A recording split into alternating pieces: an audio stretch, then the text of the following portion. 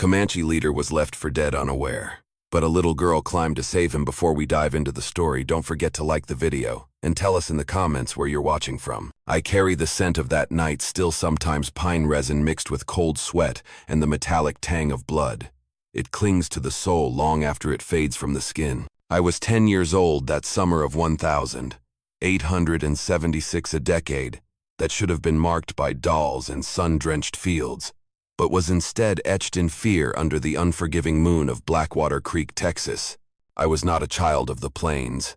I was a child of the creek, of the tangled, shadowed places where fear took root and thrived. My name was Anna Reed, and I was about to commit a righteous betrayal. The gnarled oak was a fixture of my nightmares long before I ever saw it. Its branches, old and heavy, clawed at the night sky, and beneath one, suspended in the pale, mocking moonlight, hung the man they called Kaita, the Shadow Hawk. A Comanche warrior built not merely of muscle but of the raw, enduring granite of the high country. His buckskin shirt was saturated dark, with his own lifeblood seeping from a brutal gash across his chest. He was immense, yet utterly diminished.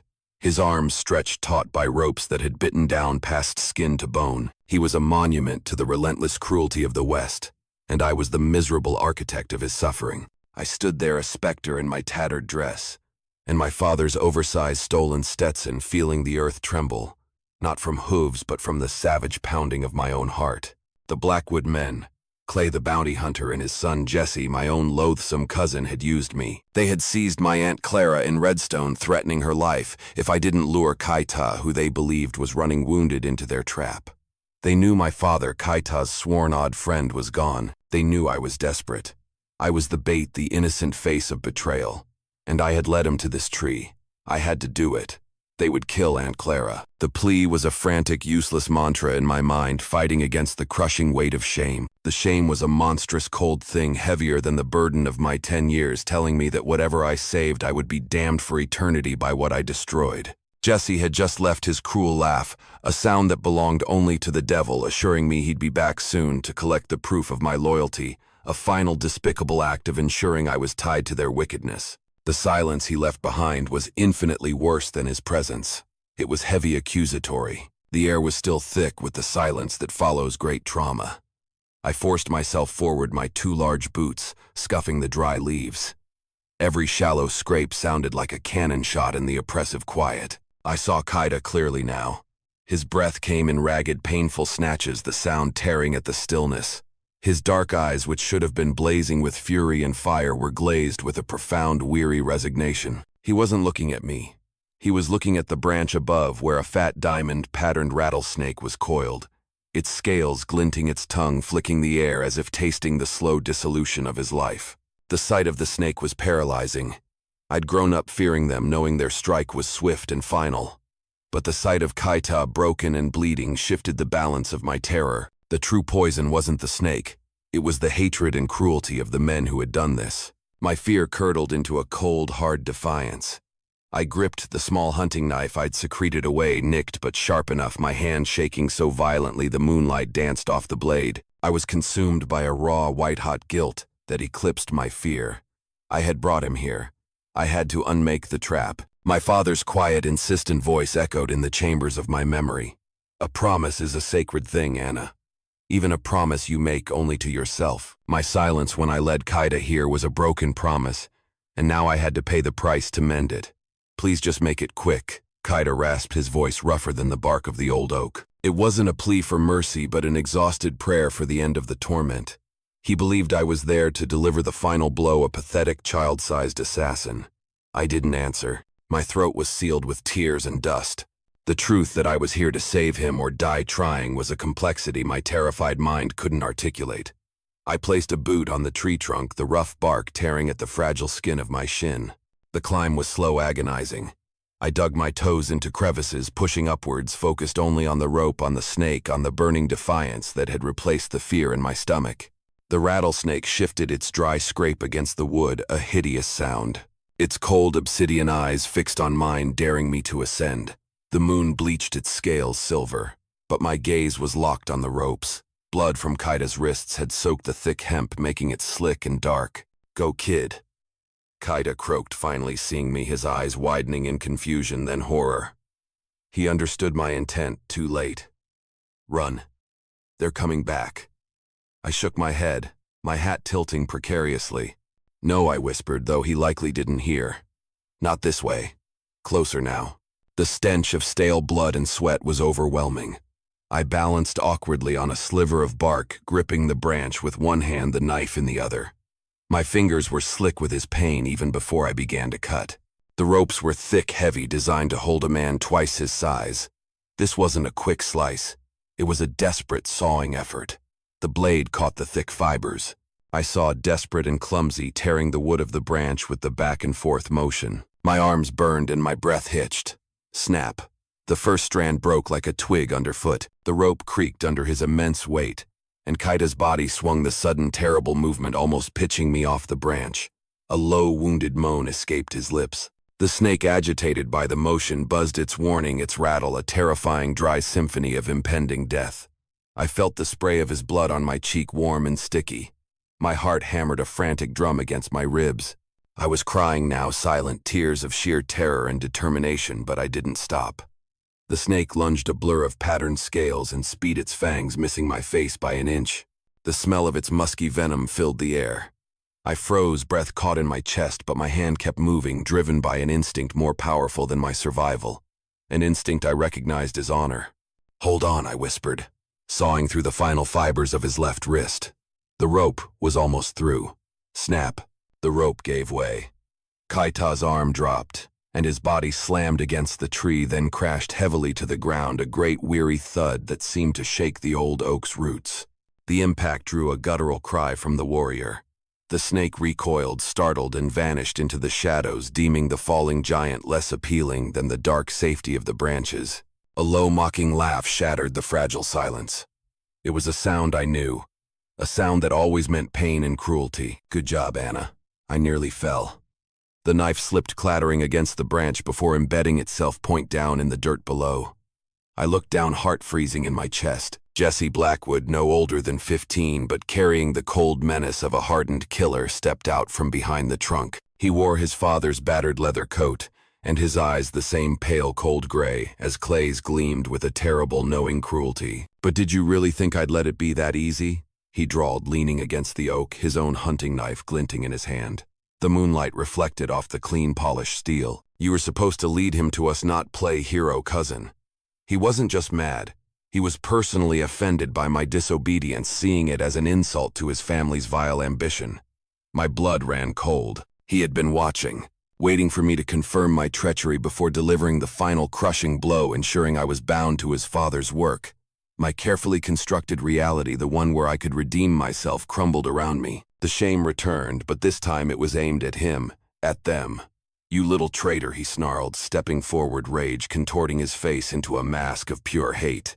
He raised his knife slowly, intending to savor the moment. Kaita was struggling to rise, a gasping, ruined giant against the dirt. Our eyes locked, mine wide with terror and a desperate plea. His blazing with pain, yes, but also a sudden, fierce understanding. The confusion was gone, replaced by a recognition that cut through language and culture.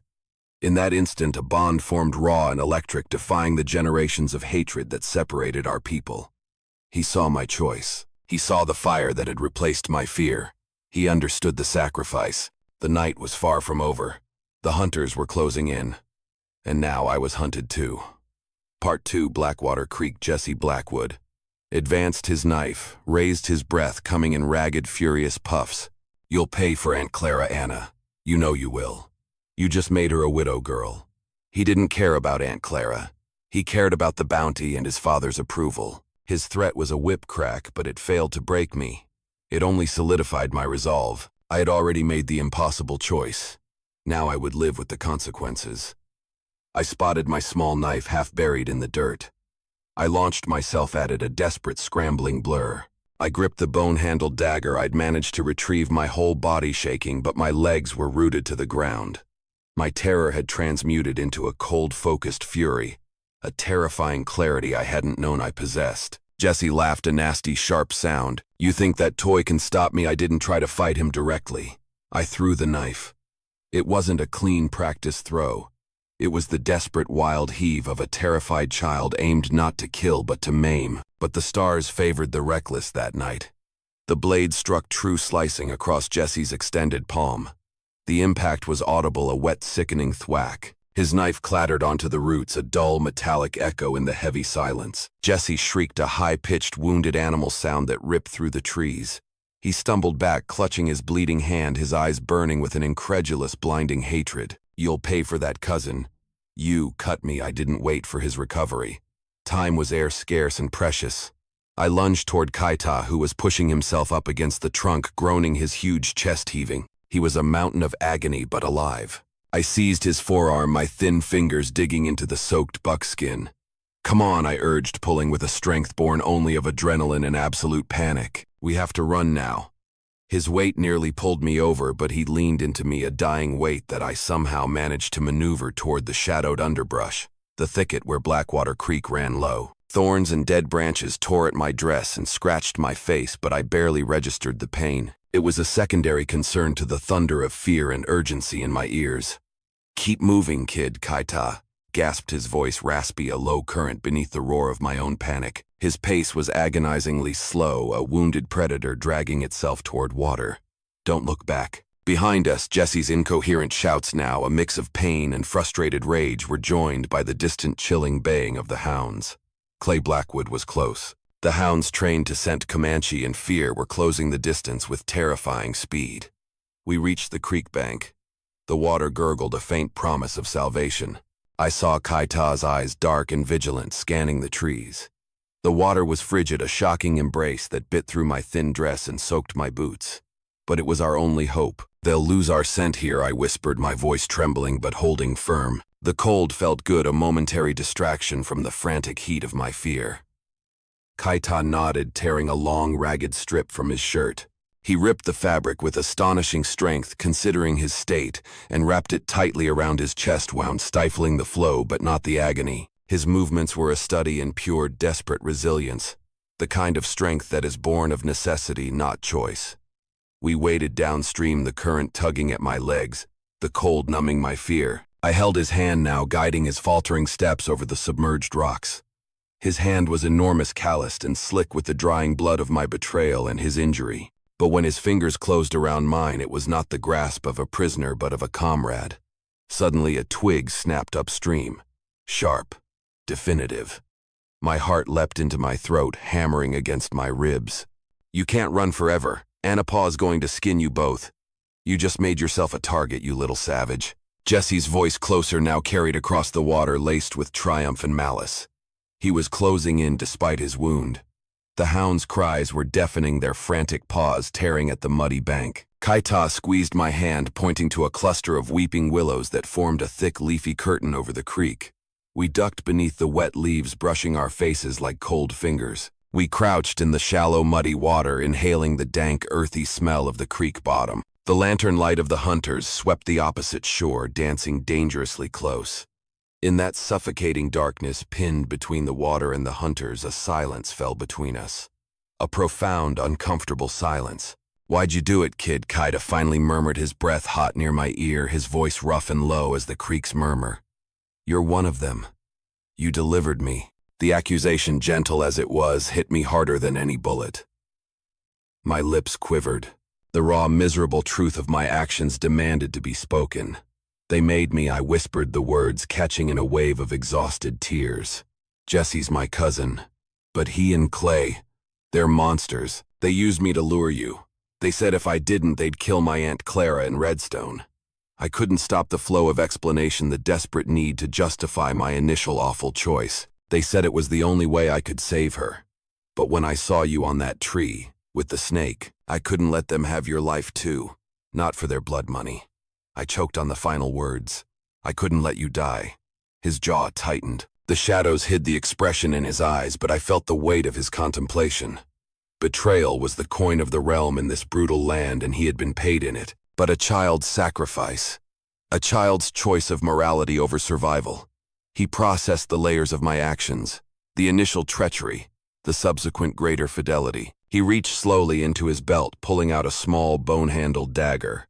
Its edge was worn the bone smooth from years of use, but it was lethally sharp. It was beautiful in a terrible practical way. "Take this," he said, pressing it into my small freezing hand. His strength, even in his weakness, was profound. A weapon holds the strength of the one who wields it. Use it well. You're no pawn anymore. The hound's baying grew frantic, closer, the rhythm of hoofbeats thundering the earth. I closed my fingers around the dagger, the weight of it grounding me, anchoring me to this terrifying new reality. It wasn't just a weapon. It was a profound act of trust, a transference of strength. I was a child with the courage of a warrior, now carrying the weight of a warrior's tool. Kaita gestured toward a narrow ravine downstream where the creek cut through jagged, moss-covered rocks. "We move now or we're done. That ravine will buy us time." We slipped from the willows, wading deeper, the icy water a brutal cleansing cold. The dagger felt heavy, a thrilling and terrifying promise. As we reached the ravine entrance, a shadow loomed ahead, a lone rider silhouetted against the gray, bleeding light of approaching dawn. He was tall, weathered in a heavy duster coat, his rifle slung low across the saddle. "It's Clay," I thought, my heart sinking in utter defeat. I raised the dagger, ready to sell my life dearly. The figure dismounted. "Stay where you are," he called, his voice rough, deep, and wary, but not bearing the cold malice of Clay Blackwood. Kaita tensed, ready for a last stand, his massive body gathering itself for one final desperate move. But my eyes widened, seeing past the grime and the exhaustion to the familiar lines of that jaw, the tilt of that battered hat. The way he held his shoulders like a man who carried too many regrets. "Uncle Jed," I breathed, my voice barely audible, thick with relief. It was Jedediah Jed Reed, my father's brother. A drifter, a man who'd vanished years ago to escape the slow rot of civilization. He had a reputation for trouble, but also a deep-seated, if rarely shown, decency. Jed's gaze flickered from me, his lost niece, to the massive, bloodied Comanche warrior. He kept his hand hovering near his revolver, his distrust and instinct honed by the territory. "What's a Comanche doing with my niece Anna? Have you been taken? He's not the enemy." "Uncle," I pleaded, stepping forward, the dagger held ready. "Clay Blackwood is. He's hunting us both. He nearly lynched Kaita, and I saved him." The sound of approaching hounds and the shouts of Blackwood's men cut short any further questions. Jed's face went grim, his focus shifting instantly from suspicion to survival. He didn't need proof of Kaita's innocence. He only needed proof of Clay's pursuit. That sound was all the proof he needed. "Move," he roared, tossing me onto his horse and helping Kaita haul his great wounded frame up behind me. He mounted behind us, the three of us packed onto the single Mustang. The ravine walls closed in a shield of dark stone. The sounds of our pursuers faded, replaced by the thundering hoofbeats of Jed's horse and the frantic, shallow breaths of the man clinging to me. I clutched the dagger, the cold bone handle pressed into my palm, a promise of the brutal journey that had just begun. I was no longer Anna Reed the bait. I was the Shadowhawk's shield. Part 3. Devil's Ridge. The ride through the ravine was a dizzying blur of pain and speed. My back was pressed against the unyielding strength of Kaita, his arm wrapped around my small waist, holding me in place against the saddle. He was a furnace of fever and pain, but his grip was iron. Every lurch of the horse sent a spike of fresh agony through his chest. But he rode the pain in silence, his breath a constant hot assurance against my hair. The smell of him, sweat, blood, and leather, was the smell of my new dangerous life. The dawn broke over Devil's Ridge, painting the jagged peaks in colors of bruised purple and harsh gold. The Mustang we rode, while powerful, was tiring fast, its flanks lathered with foam. Jed Reed, my uncle, was a man carved by hardship. His face, hidden beneath the wide brim of his hat, was a roadmap of bad decisions and hard-won lessons. His gruff exterior could not hide the fact that he was risking his neck for a niece he hadn't seen in 4 years, and for a Comanche warrior who, by every measure of Texas logic, should have been his enemy. But Jed had a code, crooked as it was, and Clay Blackwood's brand of evil offended it. We skirted the wide, desolate plain near Eagle Pass. Jed watched the horizon constantly, his eyes slits against the Sunday. "You sure about this, Anna, running with a Comanche? Ain't no game," he repeated, his voice laced with the weariness of a man who knows the cost of defying the law, or what passes for it. "You run with him, you're an outlaw in this territory. No going back." "I'm sure, Uncle," I replied, my voice steadier than I felt. "They are the monsters, not him. He didn't hurt anyone. Clay Blackwood wanted to use him as a trophy to justify his blood money. He wanted to shame me into helping him. Kaita, swaying slightly in the saddle, looked down at me. His eyes, though shadowed by exhaustion, held an intense, focused light. "I am in debt to the spirit of this child," he murmured to Jed in rough English. "You save me, you save her too. Clay Blackwood will not forgive either of us." Jed grimaced. "He's right. Clay's got the scent of revenge now, and that's worse than any bounty."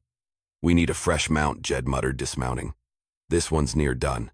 He motioned for Kaita to stay low. I slid down my legs, trembling every muscle, screaming from the night's exertion. The air was cold, the scent of dust and scrub sage thick on the morning wind. Kaita, despite his profound weakness, moved with an almost ethereal grace, his gaze fixed on a black stallion grazing at the edge of a wild Mustang herd. He whispered low words in the Comanche tongue, Namutekwapu, the tongue of the people. A sound like wind over dry leaves, and the stallion, an animal of raw, untamed power, seemed to recognize a kinship in the wounded man. It lowered its proud head, allowing Kaita to approach with a silent mutual respect. Then the world shattered. Crack, a rifle shot sharp and deafening kicked up a plume of dirt right near Jed's feet. "You're mine, Reed. You and that traitor niece. Hand over the savage or I'll kill her myself and claim the whole damn family." Clay Blackwood's voice boomed from the ridge above, thick with furious triumph. 5 riders crested the hill. Clay, terrifying in his rage, was at the lead. Jesse, his hand wrapped in a crude bloody bandage, was beside him, pistol drawn, his face a mask of bitter vengeance. The hounds snarled, straining at their leashes, their cries echoing the predatory hunger of their masters. Jed drew his revolver and fired the shot, stinging the air, sending one of the hired riders tumbling from his saddle with a sickening heavy thud. "Get to the stallion, Anna," he shouted, shoving me toward Kaita. Ride like the wind. Bullets whizzed past, splintering the low-growing mesquite. Kaita, moving with impossible speed for a man so wounded, hauled me onto the back of the black stallion. I clung to his chest, the necklace of eagle feathers and bone beads, a warrior symbol he had given me, digging into my palm, a silent reminder of the warrior's code. "Hold tight, kid," he growled, urging the horse into a ferocious ground-eating gallop toward a cluster of boulders. The stallion, sensing the warrior's desperate need, obeyed with magnificent, terrifying power. Behind us, Clay Blackwood's men fanned out, their shouts echoing the hunger of wolves. My hat flew off and the wind tore at my hair, but I didn't care. I felt the heat of Kaita's breath, the rock-solid wall of his chest, and I found a strange, exhilarating peace in the chaos. I wasn't running from fear anymore. I was running with a purpose. As we reached the dry creek bed, the banks steep and crumbling, Jed rode beside us, his face set like granite. "Go, I'll draw them off," he yelled over the thunder of hooves, his sacrifice already made in his mind. He steered his horse toward the open field, firing wildly, drawing the immediate focus of Clay's men. His distraction was our life. "Uncle Jed," I screamed, a cry of helpless grief and terror. But Kaita tightened his arm around me, his voice a low, immutable rumble. "He knows what he's doing. Live, Anna. Live." We plunged down the embankment, the stallion's hooves sending stones clattering like thunder. We rounded a bend, and Kaita spotted it, a narrow hidden gap in the creek bed, barely wide enough for the horse. We squeezed through the stallion's sides, scraping the rock, and emerged into a thick gully choked with sagebrush. The sounds of the pursuit faded, the thick foliage swallowing the noise. We had slipped the noose, but the scent of Clay Blackwood's hatred was still potent on the wind. We rode for hours deep into the twilight shadows of Devil's Ridge, following game trails known only to the people. The black stallion, baptized in the fire of our escape, was magnificent, its chest-heaving steam rising from its coat in the cool air.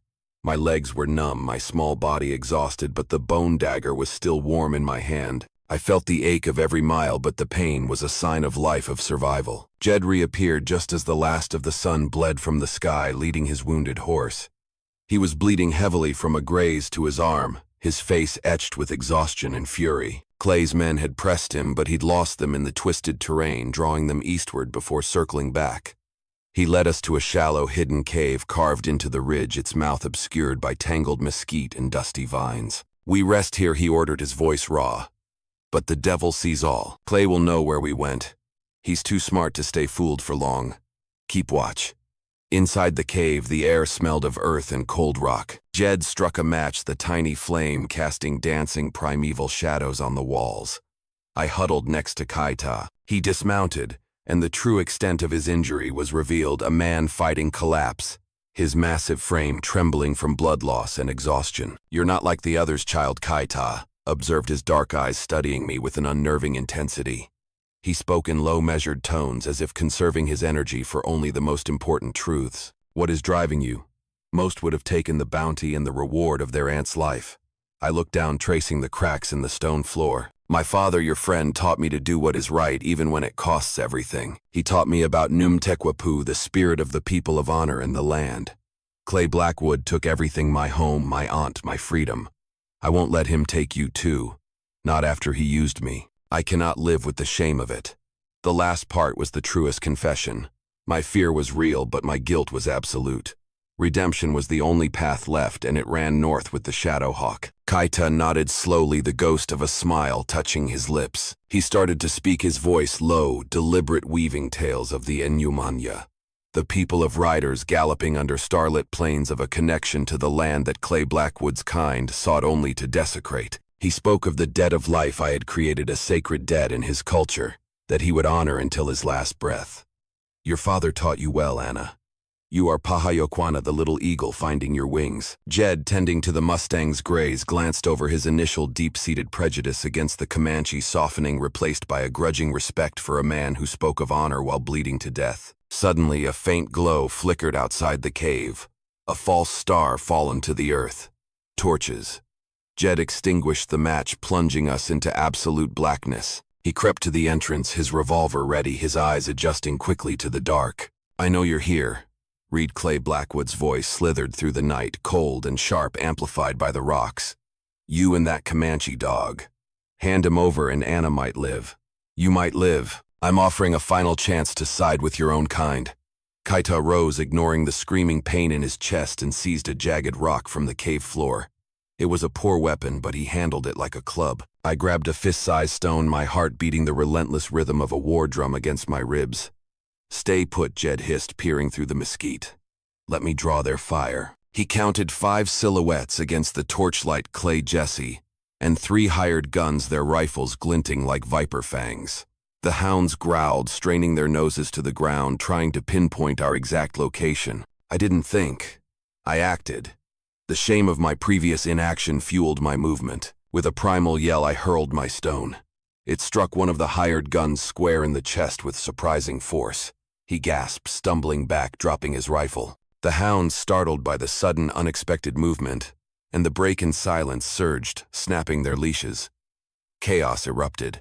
Kaita lunged from the cave, the rock coming down against another gunman's skull with a sickening thud. He crumpled his torch, sputtering out. Jed fired his bullet, taking a third man in the leg. The man screamed, clutching his wound.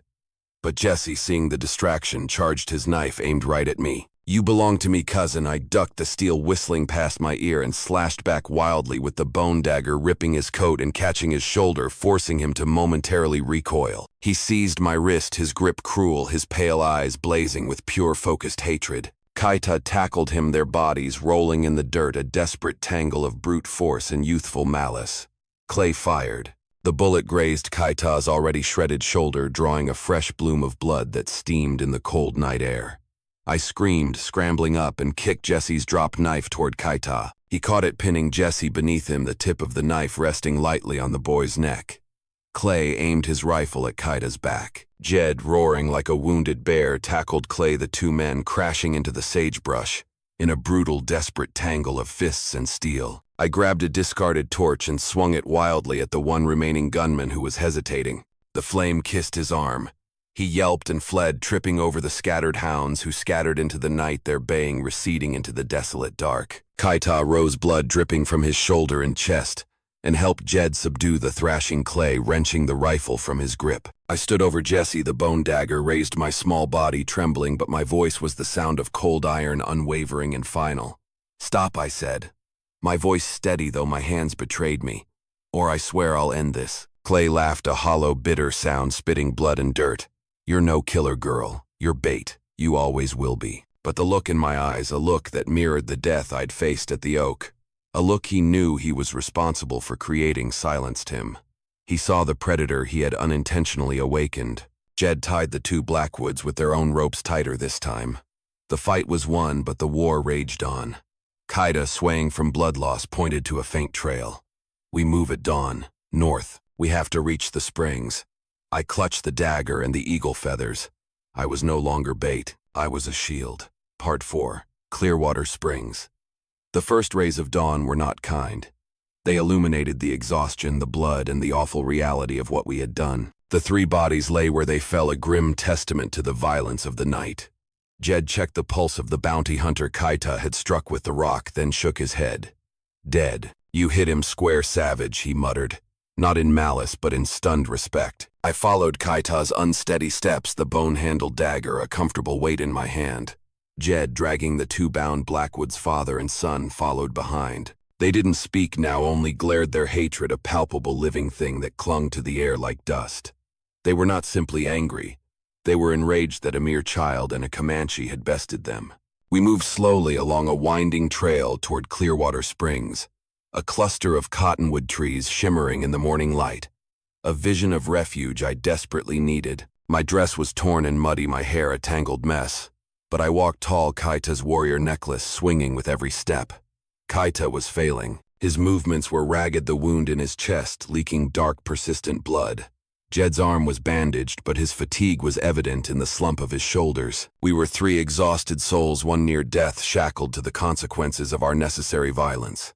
We came upon the settlement, a weathered homestead nestled in the valley. A sagging porch, a faded barn, a testament to relentless, unforgiving labor.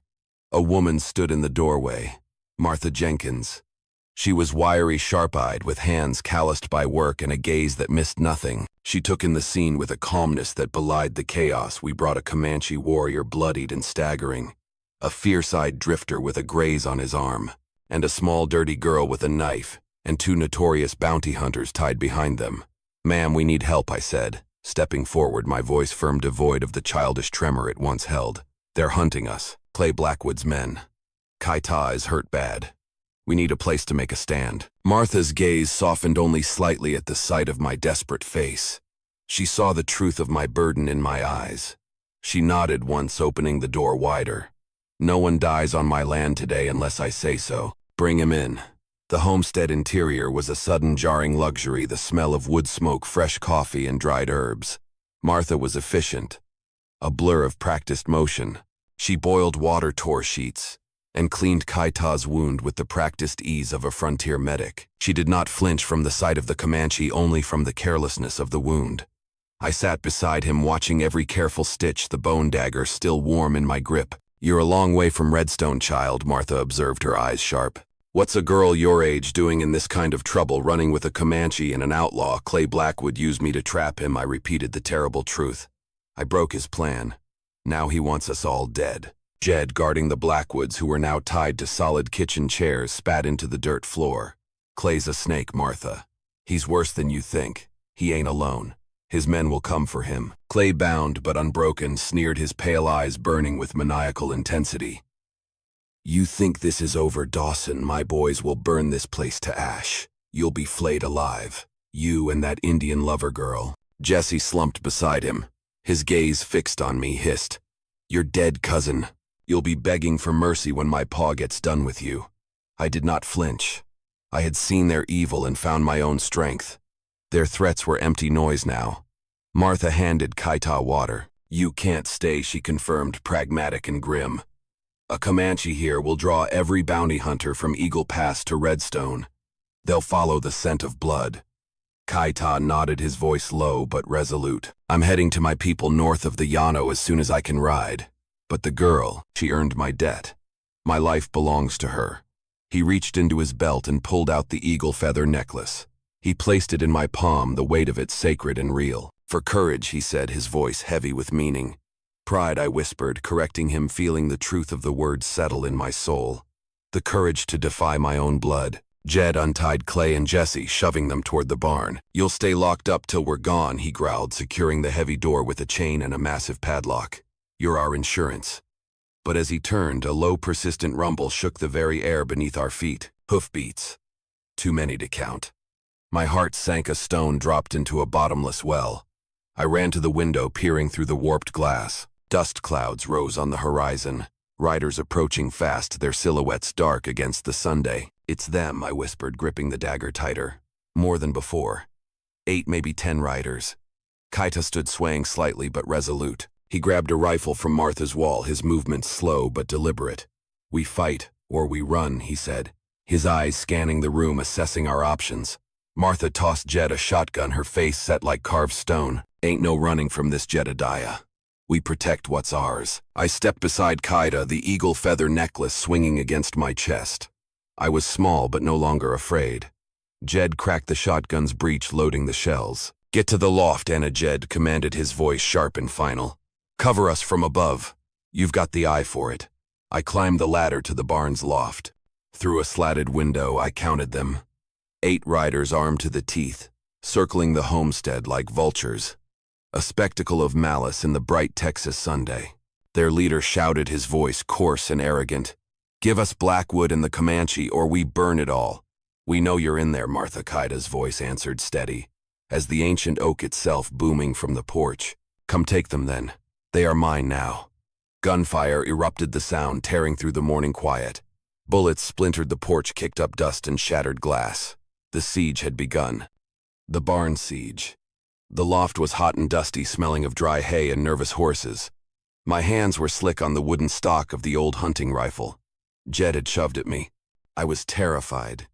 Yes, but the terror was cold, not paralyzing. It was a fuel, not a prison. I found a gap in the slats, giving me a clear sightline of the corral and the approaching riders. They were organized, led by a brute with a red bandana, clearly taking orders from Clay earlier. They dismounted and took cover behind the watering trough and a stack of hay bales. "Focus, Anna. Breathe." I steadied the rifle. It was heavy, its recoil going to punish my slight shoulder, but I had to hit them. I saw Jed darting to the corner of the house, the shotgun smoking after his first blast. Martha was covering the back window with a revolver. Kaita, despite his grave wound, was a phantom. He moved between the house and the porch, railing his long rifle, cracking with deadly precision. He wasn't wasting shots. Each one was a promise. I saw the red bandana man raise his rifle, aiming for Kaita. I closed my eyes for a fraction of a second, feeling the burn of the gunpowder in my throat. I exhaled, opened them, and fired. Crack. The rifle bucked violently. The shot was low, kicking up dirt right beside the man's head. But it was enough. He flinched, losing his aim. Kaita saw the opening and fired, sending the man sprawling behind the trough, clutching his leg. "Good shot, Anna," Jed roared, his voice laced with pride. "Keep their heads down." I reloaded, the brass casing hot on my fingers. My shoulder was screaming, but the adrenaline was a powerful anesthetic. I was providing covering fire for a Comanche warrior and a drifter uncle against the venom of my own blood. This was my war now. The attackers retaliated, riddling the barn walls with holes. Splinters rained down, and I ducked, swallowing dust. I had to create a bigger distraction. I noticed a discarded lantern near the hay bales in the corner of the loft. The Blackwoods men were using the main hay bales for cover. An idea, cold and desperate, formed in my mind. I grabbed the lantern. My hands were shaking again, but I remembered Kaita's words. "You are Paha Yokwana, the little eagle." "Uncle Jed," I yelled. "I'm setting the west bales." What I ignored him. I smashed the glass of the lantern with the bone dagger Kaita's trust, and hurled the burning wick onto the dry hay. In moments, a thick plume of black, oily smoke erupted, quickly followed by the hungry crackle of fire. The bounty hunters scattered, coughing, abandoning their cover. "Fire, get out." This was the opening we needed. Kaita and Jed unleashed a barrage of accurate fire, driving the remaining 5 men back to their horses. 2 riders fell, one clutching his shoulder, the other his stomach. The others rode off into the dust cloud, leaving their wounded behind. The silence that followed the gunfire was deafening. The barn, however, was now on fire. Jed ran into the house, grabbing buckets. Martha, calm amidst the chaos, grabbed blankets soaked in water. We worked, the 3 of us, the girl, the drifter, and the homesteader, fighting the heat, and the smoke saving the barn, and the 2 monsters locked inside. 6. The Reckoning. The fire was out, leaving behind only the acrid smell of smoke and burnt hay. The homestead stood battered but unbowed. We had won the battle, but the war remained in the barn. Kaita Paler now slumped in a chair, Martha cleaning his fresh bullet graze. Jed tied the 3 wounded bounty hunters to a post outside, where they moaned miserably. It was time for the final reckoning. I walked into the barn, the bone dagger in my hand, my small boots crunching on the dusty floor. Clay and Jesse Blackwood sat tied to chairs in the gloom, their eyes still burning with unbroken hatred. "You killed 3 men," Anna, Clay snarled, leaning forward, trying to break the rope with sheer force. "And you aided a savage. Your life is forfeit. You'll never see Redstone or your Aunt Clara again." "Aunt Clara is already forfeit to you, Clay," I said, my voice quiet flat. The conviction was heavy in my gut. "You used her to trap an innocent man. You are the only savage here." Jesse spat on the floor. "You think you're a Comanche now? Look at you. You're nothing but a dirty little girl who betrayed her family for a heap of bones." He nodded to the necklace. I walked up to Jesse, the dagger held steady. He flinched, fear flickering in his eyes for the first time. "I am Anna Reed," I said, the name sounding foreign new on my tongue, "and I am done being your bait." I pressed the dagger against the rope, securing his wrist, not hard enough to cut him, but hard enough for him to feel the cold steel. "You will tell me where Aunt Clara is." Clay laughed, a desperate hollow sound. "She's safe, you little fool. She's locked in the storeroom of the saloon in Redstone. Now untie us." Jed walked in, his shotgun clicking. "He's lying, Anna. He always lies." "No," I insisted, looking at Clay. I saw the flash of calculation in his eyes, the need to escape overcoming his pride. "He's telling the truth this time. He needs to escape so badly he'll give me one piece of truth to buy his life." I stepped back, allowing Jed to take my place. "Jed, if he's lying, you know what to do. If he's telling the truth, let him live, but not free." Jed looked at me stunned. "You'd let them live?" I looked at the 2 Blackwoods monsters who had destroyed my life. I had every right to kill them, but Kaita's debt was a debt of life, not death. "I won't be like them," I said, the words a silent vow. "I won't let Clay Blackwood turn me into a killer. I am a shield, not an executioner." Jed nodded, a profound respect settling in his worn eyes. "All right, Anna, you made your stand. Now let's finish this." We tied the 2 Blackwoods tightly gagged to the horse trough outside, leaving them for the local sheriff or the coyotes. Their wounded men were given water and left to find their way home, a clear message sent to any future pursuers. The day ended as the night had begun under the unforgiving sky, but this time the air was clean. Kaita stood on the porch wrapped in a blanket, his wounds sealed with Martha's stitches and frontier wisdom. He was leaving. "The time for the Shadowhawk to fly is now," he said to me, his voice stronger, infused with the quiet strength of his people. "The moon is new. The trail is open. Go in peace, Kaita," I said, unable to keep the tears from my eyes. He knelt, his dark eyes level with mine. He reached out and touched the eagle feather necklace hanging around my neck. "You saved my life, Anna Reed.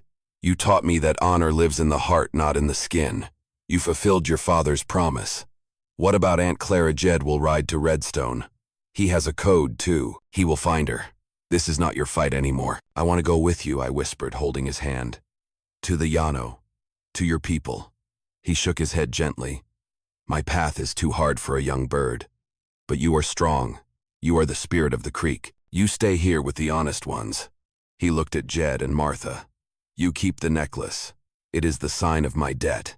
When you are old enough, if you still want the Llano, you wear this and you will be safe." He rose, embraced Jed in a rough brotherly farewell, and then looked at Martha with a silent respect. He walked to the black stallion, swung his massive frame into the saddle with a groan of pain, and rode north, swallowed by the rising dust and the endless Texas twilight. Jed put a heavy hand on my shoulder. "Come inside, kid. We've got a long ride to Redstone." I stood there watching until the last trace of the Shadowhawk vanished over the horizon. The bone dagger was back in my belt. The eagle feathers were cold against my chest. I was only 10 years old, but I was a woman of the West, now a survivor, a warrior of a different kind. I had lost everything, but in the betrayal I had found my true name and my true family. The debt of life was real, and it was mine to honor. The scent of pine blood and courage lingered on the wind. It clings to the soul long after it fades from the skin. And I carry it still. Enjoying these epic Wild West stories? Hit subscribe for more gripping tales of bravery, conflict, and unexpected heroes. Now tap the video on screen to experience a story with a twist you'll never forget.